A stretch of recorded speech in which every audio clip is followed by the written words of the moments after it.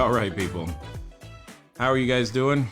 Hopefully you are having an exciting time, if nothing else, and you are enjoying the information, and hopefully you are also taking action. Now, I know that some of you, this might be your first session, or at least first session live with us today. Awesome. Let's take care of a couple of housekeeping things before we dive into the content, specifically how to find the money, because I know that that's a question that we get rather often. So, as I said previously in the prior session, we are going to ask for a lot of interaction. Why? Because it helps us to know not only that you're there, but that you're with us. And most importantly, that you are retaining the information. We're not just sharing the information for the sake of sharing information, but so that you can actually use it, which means we are giving you the step-by-step plan of what you need to do in order to be able to start your short-term rental business. We're doing that live with you right now. So you should have already received or have access to the workbook. So what does that mean? The workbook, it looks like this, and that is the page we're going to be on this particular time. So that is what the workbook looks like, and we're going to be on that particular page as we talk about how to access the capital. And what we're going to be able to give you is we're going to fill in all of the fun stuff here so that you will have the system of what you need to do step by step in order to attract capital to you, should that be something that you believe you need or a resource that your business requires. And again, doesn't say you have to do it, but at the same time, it's better to know how to do it and then not.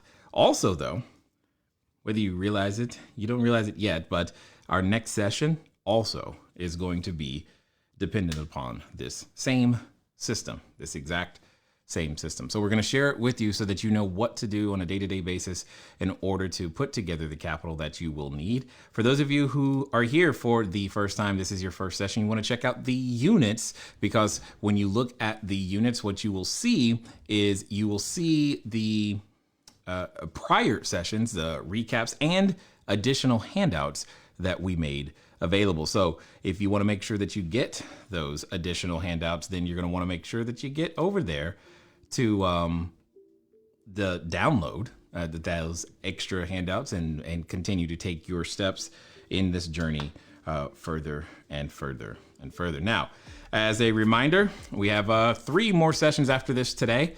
So we are now at session number 2 around how to find the capital, get started with your short-term rentals. And then we're also going to be talking about how to get the landlords to say yes as well. That will be next.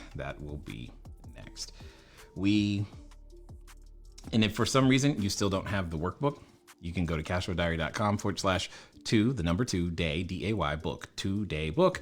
You'll be able to download that as well. Okay.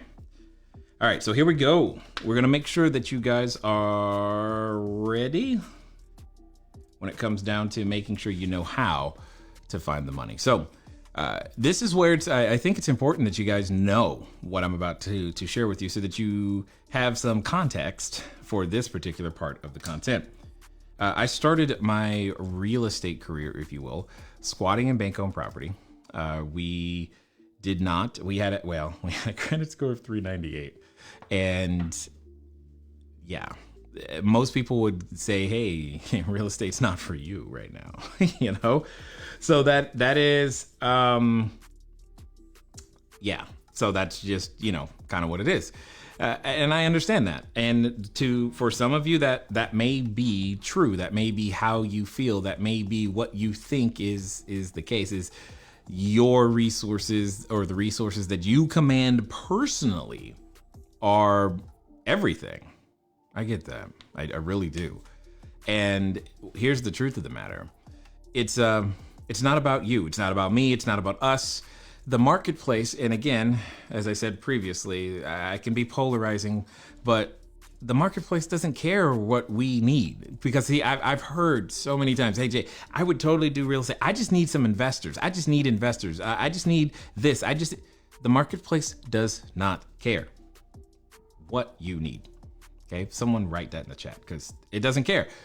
The marketplace cares that you can solve a problem, that you can solve the specific problem that it is experiencing. So when you say to me, hey, I would totally do real estate, but I just need capital, I say to you, what problem does capital have that you know how to solve? Because that's really the answer, right? And until you understand that that's the answer and approach it that way, it's going to be difficult for you to raise capital because there is no other answer. Nobody, no human exchanges something that they consider of value for something else unless the thing they're receiving in return is of perceived greater value. That's how it works. And sometimes we can be challenged with what we believe. We can believe, oh, they got money, they don't have problems. That's not true. They may have a different problem. They may have a problem that you are unfamiliar with, but there's still a problem. It doesn't mean the problem doesn't exist. It means you just don't yet understand it. And one of the keys to, sales and everything else is to understand the person's problem better than they do themselves. And when you can get to that, getting access to resources, selling a product, selling a service, or helping, whatever it is, it gets really, really easy to do. But you've got to get you to that point. Okay, it's not a matter of, it's not a thing about, I just pay them more, right? I'll just pay them more. In fact, for fun, for me, and I promise you, I'm going to answer the question, but I would love to know right now, based upon what you know and what we have discussed so far, what do you believe investors want? What do you believe investors want? What makes them want to do, what'll make them do a deal? Type that in the chat. What you believe, because I'm curious to hear your answers. I want to know. And as a reminder, inside the chat right now, you have Robert, you got Jeremy, you got John, Wendy. You also have Corinne and Stephanie, and we're all here to serve you in the best way that we can. So if you get tagged by one of them, respond. If they're talking to you, they're talking to you right now in real time. And if you got a question that I've not yet answered, you're going to want to make sure that that's in the chat because they're collecting them. We're going to get your questions answered.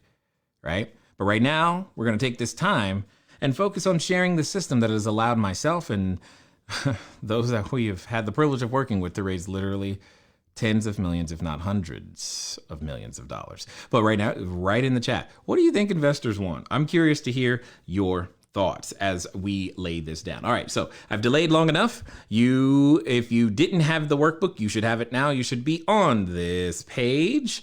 This is that right there. Make sure that you are there, okay, so that we can continue to give you the answers. And for those of you who did not hear previously, the answers, a completed workbook, is actually monetarily valuable. You'll find that out at the end of today. So make sure that you're following along because we would hate for you to not have access or have an opportunity there when it's right there.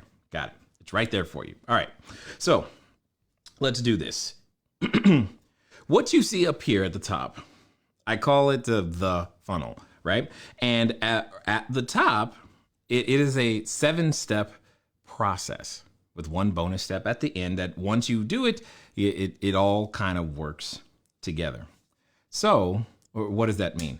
Oftentimes when we're looking for a resource, in this case, capital, we like, okay, where do I find? How do I find? Where are the investors, Jay? Where can I find them? Are they hiding? Well, no, they're not. You just have to develop the vision in order to see them. All right, I'll say that again. They're not hiding. You just have to develop the vision in order to see them. Often when we say the word investors, we often think of someone in a suit and possibly in an ivory tower somewhere or some sort of high-rise building. And that's not as necessarily the case. There is a time and place for the institutional and the suited person in the Silicon Valley play. There's a time for that. But this is not that.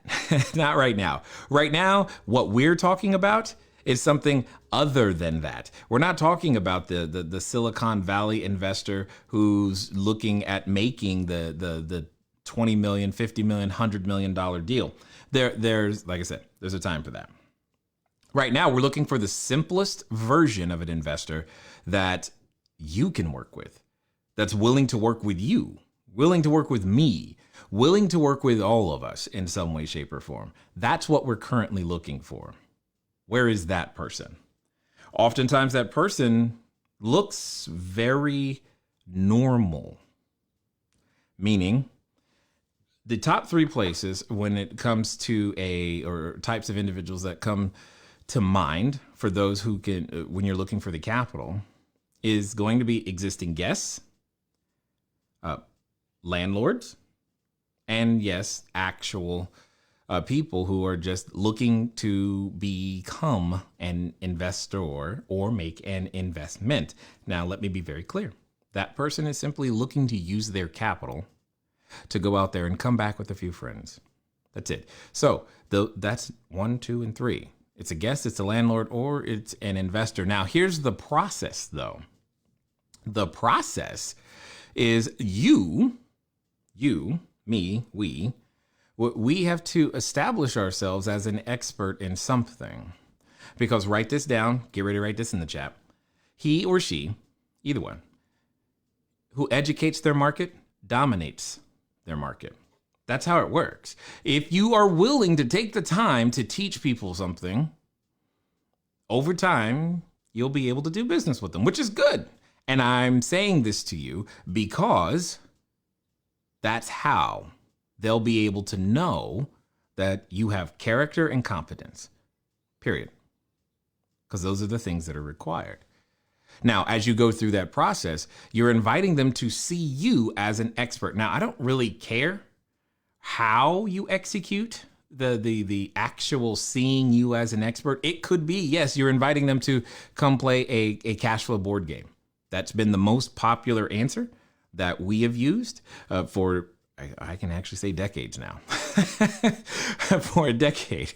And it is what we have taught. It is what many people have used to be able to put themselves in a position to help someone to educate their market so that they can dominate their market. And it'll work for you too. Now, obviously today we've got podcasts, we've got YouTube channels, we've got just make social posts and begin to share information, what you know.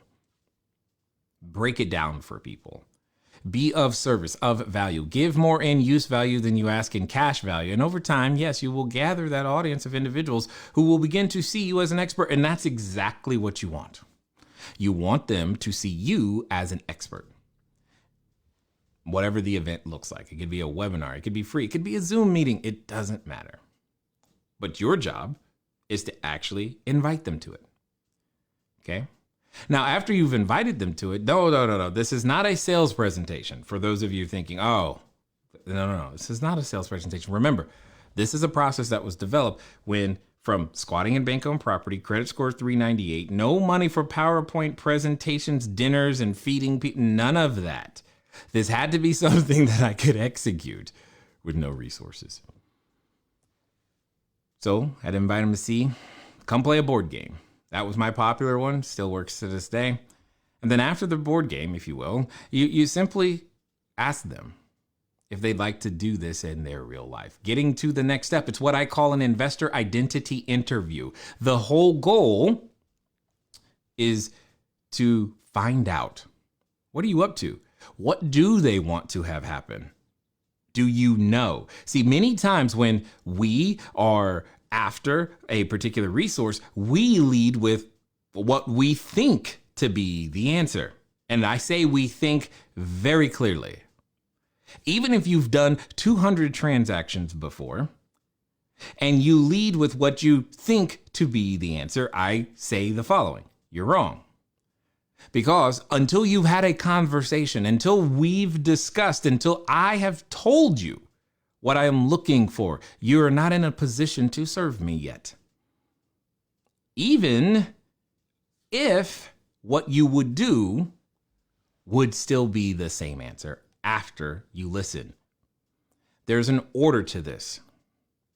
Just like when you go to the doctor, there's an order to how it works. What do I mean by that? It's very, to me, and it should be clear to you as well, because what happens is, could you imagine if you walked into the doctor's office and the first thing that they did was just offered you a prescription? Like, no. The first thing, as in they walk into the door, you've passed a triage. The first thing they do is just say, here, take this and leave. You probably wouldn't do that, right? That's my point. And that same weird feeling is likely what you can cause if you try to lead with what you think to be the answer. Meaning, hey, this is 7% this and 20% that, and how about we do this? Again, oftentimes the individuals are not overly interested in how much you know. And if anything, it tends to serve to intimidate them at best. Because if you know stuff and they don't, the only thing they're thinking is you're going to take advantage of them in a lot of cases. And my point is, there is no need to even show up that way. He or she who educates their market dominates it. So during the investor identity interview, the whole thing you're trying to figure out is what's the pain? What's the problem? What's going on? What do you want to have happen? So that you can then ask them, position yourself to be able to present a solution. Now, in presenting the solution, there's a tool that's been developed that I made called the Profit Analysis Quadrant, the PAQ. It's just a tool that you can use to help design a deal on a napkin. Because see, remember, I didn't have resources to be able to do a fancy presentation, but I could meet them at a coffee shop. I could do that. And I could take a napkin because the coffee shop would have napkins because I might not have had any paper. All right. And I could get a pen and write it out and explain it to them on a napkin. And then from explaining it to them on the napkin, once they understand, it's simply asking them to enroll. Meaning, do you think that makes any sense for you? So here's what happened. You met them, you educated them, you gave to them, you took the time to find out what they actually wanted. And then after you found that out, you then designed right there in front of them, showed them a deal and a deal structure that was custom to solve the problem that they said they had. And then you just asked them, do you think it makes any sense for you to get started with this? And then it becomes a very simple yes or a very simple no. Now, as I said, we're going to keep giving you expert tools. That process has been used and is still used to this day. There's one more step we're going to talk about here shortly. But that process has been used and is still used. And it's still used to raise capital today by many. In fact, I was actually just on a call with someone who I taught this process to, and a while ago, in fact, and they simply asked, okay, so Jay, here's what's going on. I need to raise some capital, and I'm like, okay, so what do you need? Well, I mean, because you already know what to do, right? Yeah, cool. Well, how much do you need? Well, 200,000. I was like, okay, great. So at this point, given all of your experience, history, database, etc., you should have that before the end of the day, right? And now she's on the phone.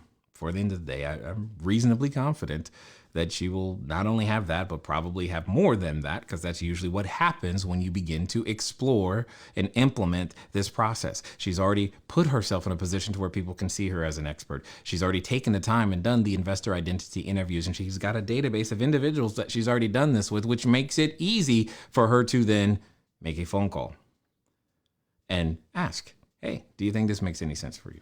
This is what we're doing, going over the deal, etc. It doesn't start there, but that's where it gets to. You build it over time. I typically tell individuals, when you are trying to raise capital or attract any particular resource, you need at least 200 people. So if you thought you have, I have investors. I love that phrase because people often say that. I've got 200 investors already. Got it. So you have 200 investors who you have already educated, who know who you are, what you do, and are open to the types of deals that you have put together in the past, which would imply that you've had at least one, probably more, conversations with them. Yes? Or do you have a list of names and numbers of people who say that they're investors, and as far as you think that they should, of course, do this deal because it's good? And that's the difference. It takes time to build that database, but it can be built, and you can build it, and you can start today. In fact, for those of you who say to me, I don't know anybody, pay attention. This next part is going to come at you really, really quickly. Here's the good news. It is a script, but it's also being recorded. I know that, you know that, which means if you happen to miss something, you'll be able to go back and catch it, right? So for those of you who have ever said to yourself, I don't know anybody, I not, et cetera, here's what we're going to do. I'm going to tell you exactly how this conversation goes. This is your homework for the next break. Now, we're nowhere near break time, but this is the homework, okay? You're going to take your cell phone and you're going to call the people that are in it. I didn't say text. I did not say message. I said call. And you're going to say the following. Hi, Frank. Now, I don't know if you have someone named Frank. Frank is the name I tend to use a lot when I just don't know. So general person, whatever the name is. Hi, Frank. It's Jay. I'm calling for 2 reasons. 1, to catch up, and 2, to talk business. Which would you like to do first? And you're going to let Frank pick, and honestly, you don't care, but do both of those things. At some point, Frank is going to say, okay, let's talk business, because it's literally what you said at the beginning. And then you're going to ask him a very simple question. Have you ever considered getting involved in real estate investing? And he's going to answer it. And then you're going to ask him another question. Really? Why? And then they're going to answer that one. And after they answer that one, you're going to simply follow up with the following. You know, Frank, at the moment, I'm in the process of putting together a short-term rental business, and I need some capital.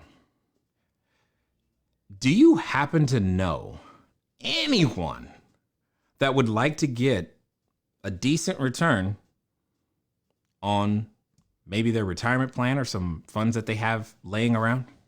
Do you happen to know anyone? Notice, I am not asking Frank directly. Now, Frank may be the person, but if he's not, then that's also okay. And for those of you who are ready to prejudge someone, here's the phrase. It's every dud knows a stud. So call everybody, all of them, because every dud knows a stud.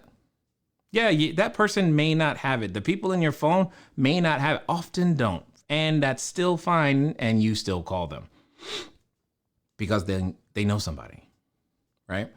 You inside any conversation, you can eventually end it with, hey, I'm just curious, if someone came to you and wanted to be able to earn a better than a Wall Street return on their retirement plan, or because they just got laid off and they're looking for something to do with that 401k money, do you have someone that you could refer them to? Now, see, Frank doesn't have anyone. You know that. I know that. And what ends up happening is you become that referral person. You have started building the database, your business. That's how it begins. Period. It's what I've done. It's what others have done. And it's what we're still doing. Because if you realize what is happening is that I'm asking for a referral. That is the 8th step. That is the last part of the funnel. Because you're going to take the guests, the landlords, the investors, you're going to invite them to see you as an expert, and then you're going to invite them to a III interview, investor identity interview. And then you're going to have the PAQ conversation. If this is hey, here's what we're doing. And then you're going to ask them to enroll. And after that happens, you're going to ask them, hey, do you, hey, if someone came to you and said that they wanted to do, what we do, do you have someone that you would refer to? You're asking for referrals. And they're going to refer to you that is someone who is going to either be a guest, a landlord, or investor. And then the cycle starts over. That is the business. That is the process. There is no more magic. Okay? So sorry, I can't sprinkle any more dust on that one. Now's the homework. Rubber meeting the road. I absolutely want to make this happen. Great. Get on the phone. That's what you're going to be doing in the middle between this particular break. On the last break, you were beginning to design who it is that you were going to serve, and we gave you the expert tool necessary for that one. Let me say this. The reason I keep saying the words expert tool is because just because you know of an expert tool, that doesn't mean you know how to use it, how to manipulate it, how to massage, how to make it yours. For example, this is a very simple expert tool. It's a pencil. Now, yes, it's an Apple pencil, but understand the first time you learned to use a pencil, you weren't that good with it. It is a writing instrument. You did not know how to play it. But over time, you kept using it. You didn't keep reading about it. You didn't look it up online. You didn't, I know that one. I know what that pencil's made of. Wonderful and matters not until you grab it in your hand. And the first time you grabbed it, you probably grabbed it exactly like this. And you learned over time how to manipulate a pencil to be able to use it expertly. And then some of you went on to learn to draw with the darn thing and make all kinds of stuff, which is great. My point, though, is that only happens one way. It doesn't happen just because you now know about it. You've accomplished nothing until you've actually began to fail with the tool, which means get on the phone, make the call. As you're going through the process, though, what you will realize is that you will understand that in order to be successful with this concept, you have to match up the investor identity with I'll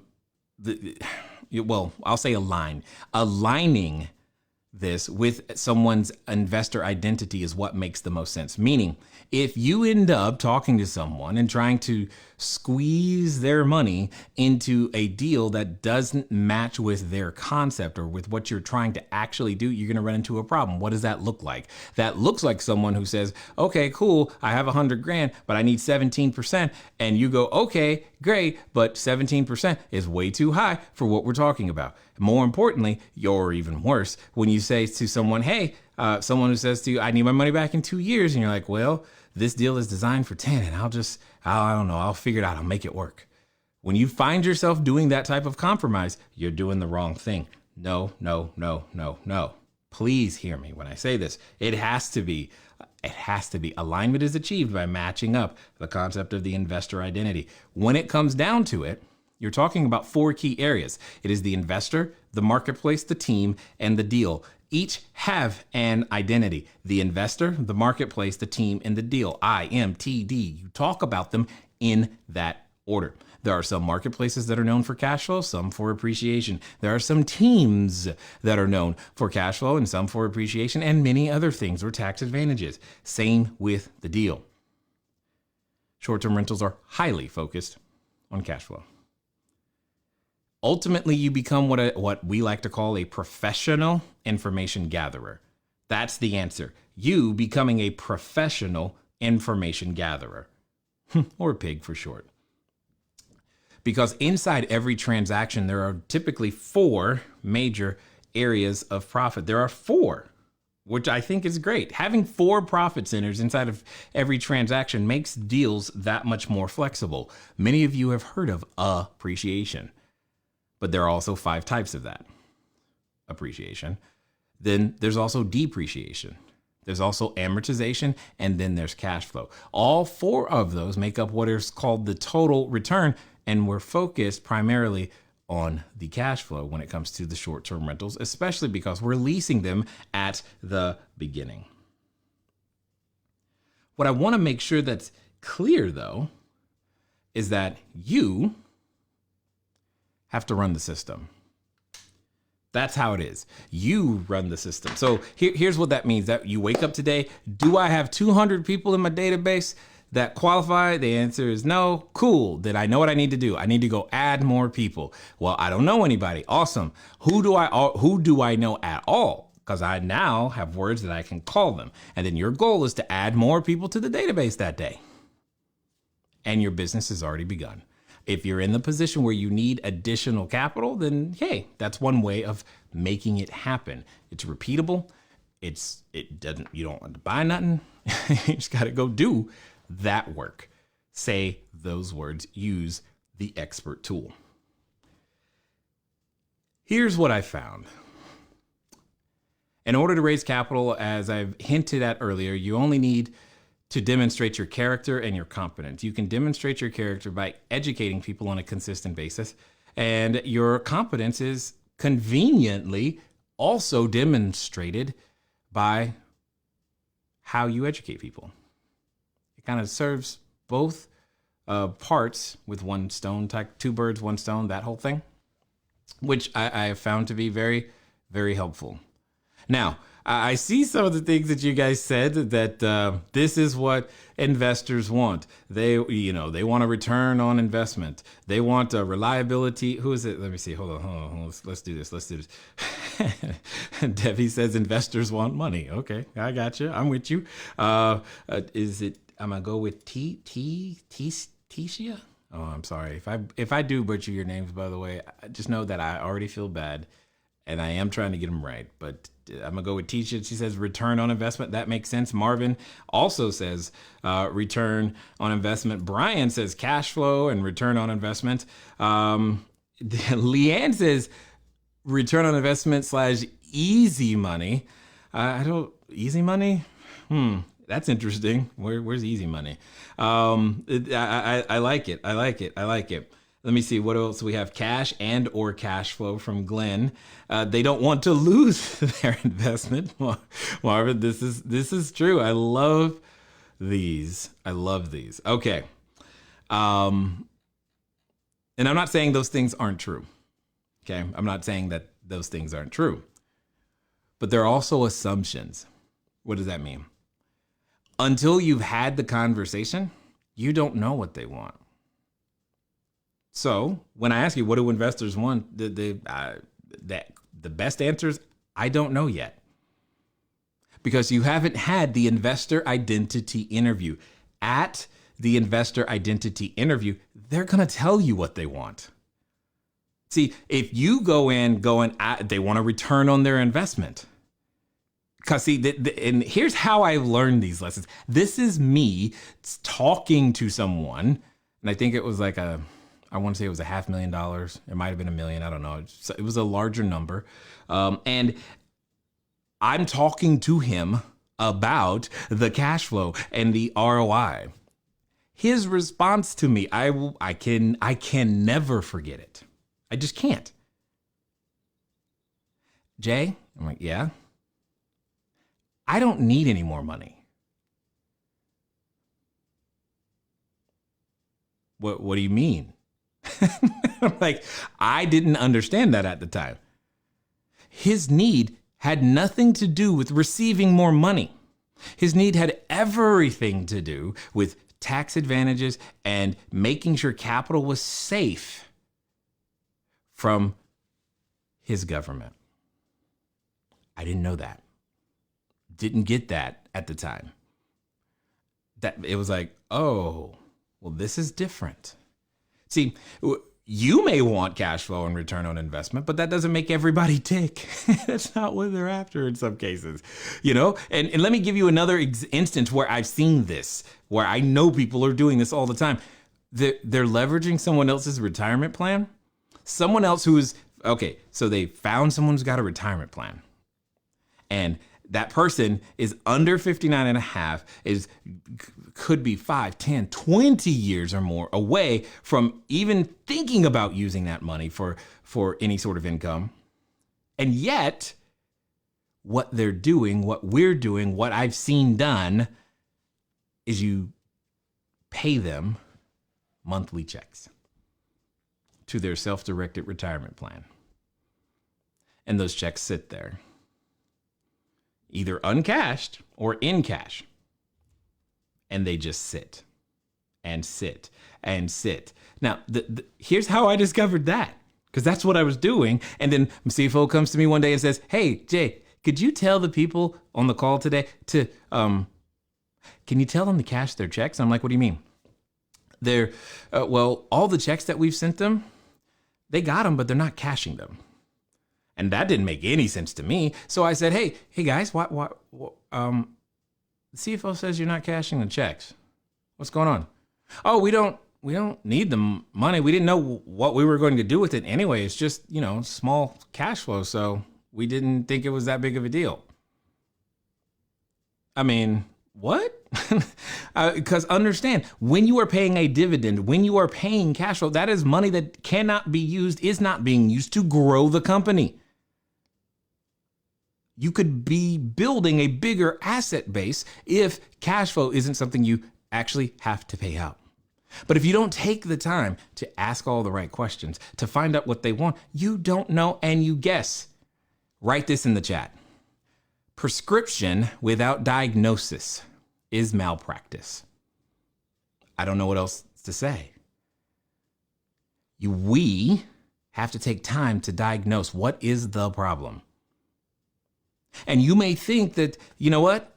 They're not willing to deal with you. Now, here's my point. The marketplace doesn't care. It's not about you. Here's another example of where this has happened and something you have done. When you go to the emergency room, the last time you've been, before you let them do anything to you, did you ask the doctor, what was your grade in biology? Did you ask them, when's the last time you washed your hands? Did you ask them, how many of these have you done before? Did you ask them, how much do you get paid for doing this? You didn't do that, did you? You did not care because, see, your arm was bleeding. There was pain. The only thing you cared was, can the pain go away? Did you even ask their name? I mean, they told you, but do you remember it? I mean, do you understand what I'm saying here? The marketplace, of which we're all a part, doesn't care about what you need, and it's not about you. It's, can you solve my problem? If you can communicate to me that you understand and can solve my problem, that you have heard me, I probably will give you a shot at solving my problem. What do I got to do to get you to solve my problem? You tell me at that point. It's not about your credit score at all. It's your capacity to communicate that you can solve their problem, to show competency in understanding their problem and being able to solve it, even if it's your first time. Hopefully that create some excitement for you, because it means that you can and have what is necessary to do this. Indeed, you've always had it. Hopefully now we're spinning that context around a little to make you go, well, crud, I can do that. Good. That's why your assignment in between the sessions is to go make the phone calls. It's because, see, by understanding who it is that you want to serve, when you get questions like, okay, what does the business do? You'll be able to answer them. See, you'll be able to cast the vision for what the company does. See, and especially right now, because real estate people are guilty of this, we want to talk about a particular address. It's not about the property, especially with short-term rentals. That doesn't say the property isn't a factor or location isn't a factor. It is to say that it's about the experience at the property, not any one property. And you are building a company that does something regardless of the address. It should not matter. This is what we do. We provide clean, safe, affordable housing on a temporary basis to people that need it when it matters most. And all of those things are variables that can change based upon whom you are serving. So, with that being said, understand that, ladies and gentlemen, we've got a lot more sessions, right, coming up. And you guys, I think you're beginning to get it. I think you're beginning to grasp it. The next section literally is in a few minutes at 10 a.m. Man, I must be crazy, but it's going to be fun. It's at 10 a.m. So you've got a few minutes. You got like 40, 50 minutes between now and then to make some phone calls. And you can make more than one. during that time. Begin to put the resources together, because the next topic that we're going to be talking about is how to talk to the landlords, how you are going to get them to say yes. Yes to you. Yes to your business. Yes, they will rent to you. And we're going to talk about some of the modifications that have been required to get them to say yes because of the whole pandemic coronavirus situation. See, we're also going to go over some other types of customers that you may not have considered, which keep the need for short-term housing present, available, regardless of what the airplanes and cruise ships and other things are doing. Understand, short-term rentals, temporary housing, it is still there. Unless, of course, you have an Airbnb business, then you limited your thinking, you limited your marketing capacity. If you have a vacation rental business, then yeah, you probably have some challenges.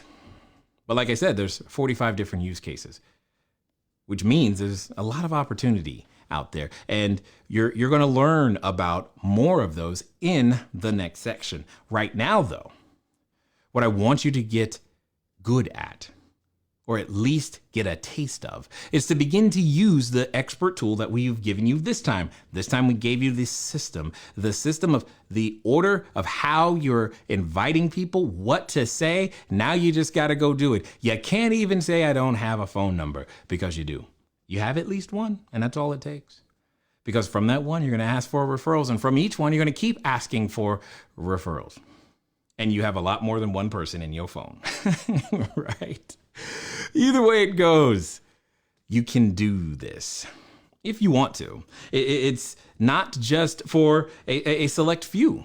There is nothing keeping you out, because it's not about how much capital you have. It's not even about how much credit you have. It's just, are you willing? Are you willing to solve a problem around housing right now? Yes. Now o'clock. Now is the time for you to do it. Now is the time for all of us to keep pushing forward, because, ladies and gentlemen, the only time we can act is right now. Can't act in the future, can't act in the past, but we can do something today. Make sure you come back, because I'm excited, if you can't tell.